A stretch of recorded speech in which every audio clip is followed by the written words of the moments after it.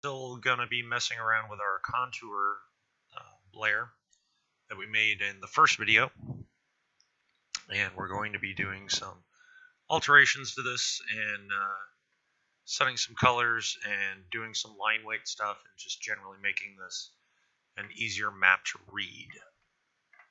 So this is QGIS number 3, Pretty Contours. We're going to do a 100-foot contour color, and we're going to label the altitudes in feet. So one of the first things we need to do, if you haven't already, is go ahead and load the pertinent layer.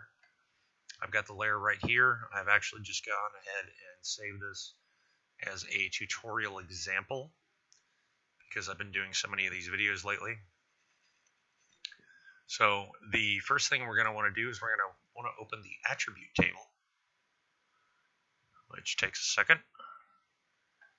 And we're going to want to create a field calculation.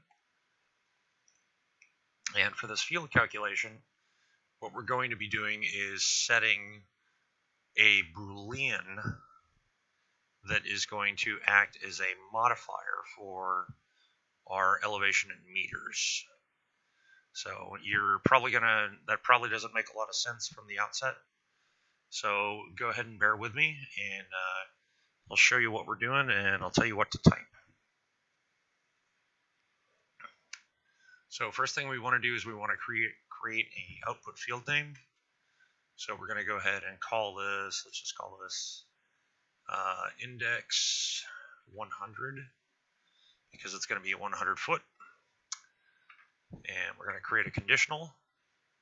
So if elev, or elevation, and we're going to use the modulo operator, because what we want to do is we want to check for the presence of a remainder. So if we have a remainder, we want to do nothing. If we don't have a remainder, we want to set some flags. So and that's going to be our Boolean.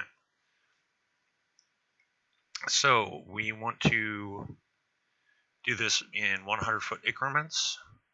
So that's going to be 30.48 meters.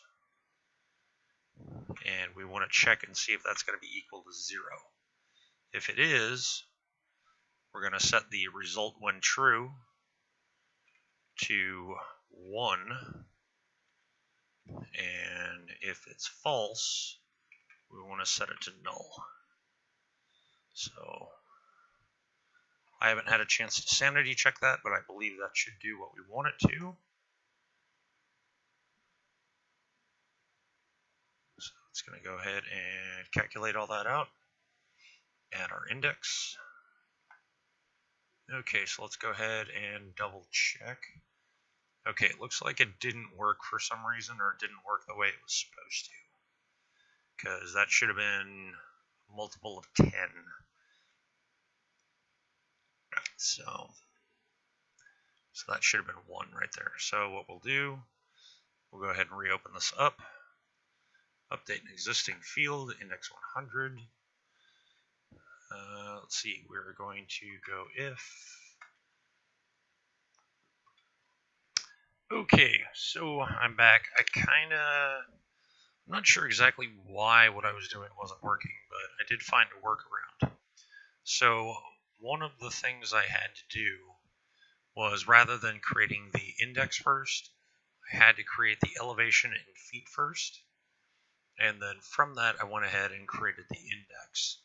So that might complicate some of the other things I want to do with this.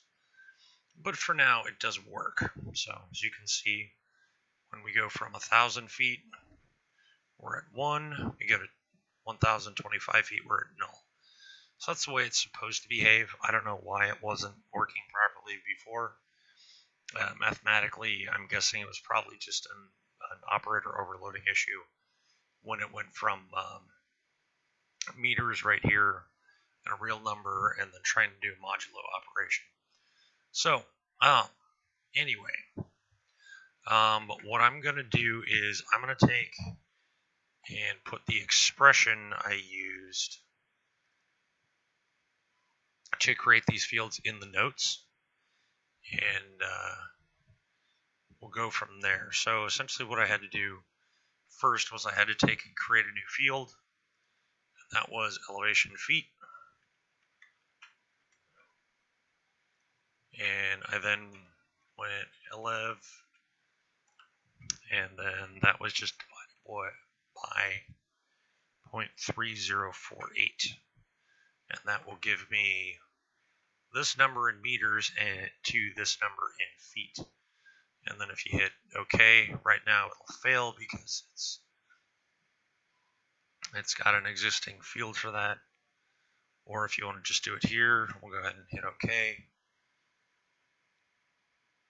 And it'll recompute all the values. Doesn't really matter, nothing changed.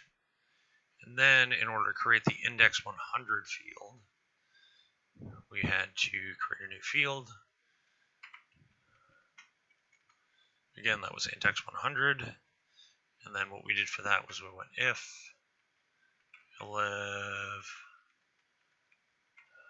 feet modulo 100 equals 0, 1, null. So, and then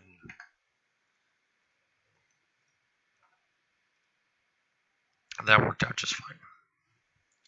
So I'll go ahead and rerun it here just so you can see it work.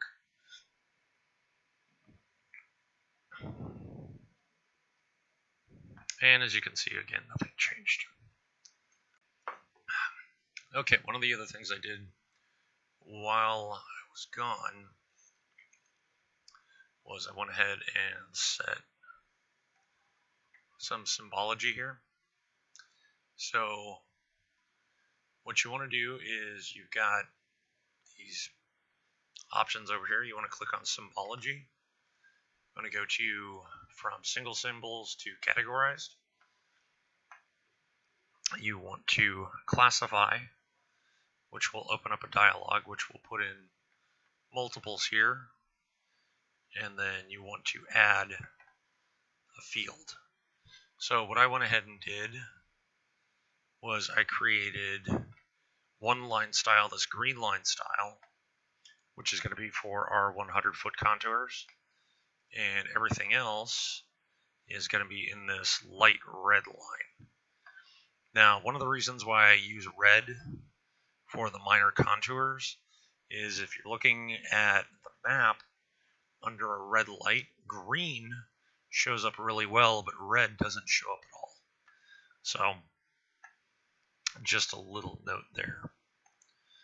Okay, we're going to go ahead and go over to labeling, single labels, and what we're going to use is we're going to use the elevation label. For that, we're going to put a buffer around it, and then we're going to mess with placement, online. Let's go ahead and hit apply.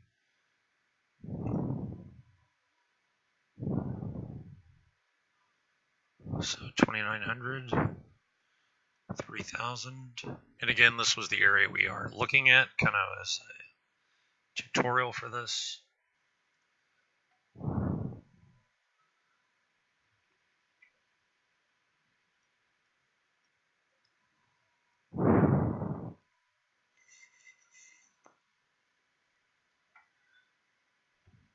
We're going to go ahead and save all of our progress here. Save our project. Make sure we're no longer editing. So everything is saved.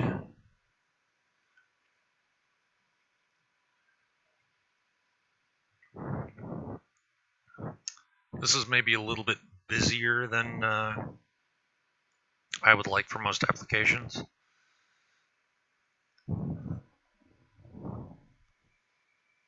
But you can tune that however you like. So if you wanted to set it so you only had a an altitude of 1,000 feet, you could go ahead and just create